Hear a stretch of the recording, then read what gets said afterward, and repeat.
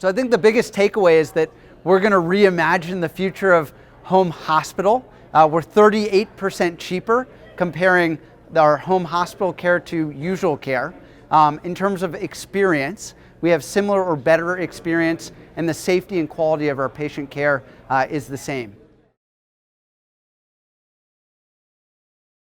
So I think the biggest breakthrough is that we're able to deliver acute care medicine, a traditional substitute for a traditional hospitalization in somebody's home.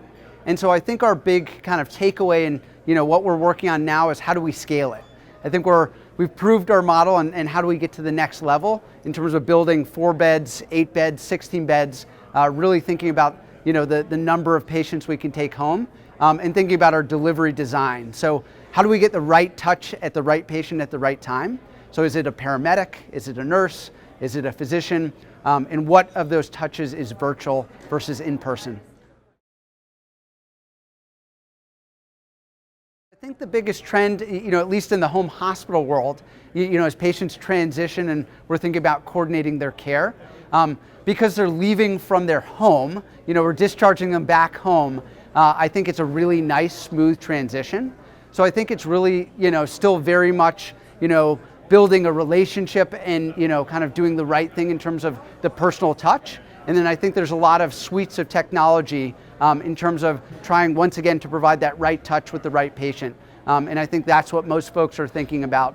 In terms of home hospital, I think in core, kind of care coordination, it's that logistics of how do we kind of operate a model that makes sense for our patients, and how do we get the nurse when they need to be, how do we have the virtual visit when it needs to be, how do we manage all the supply chain so our patients get what they need at the right time.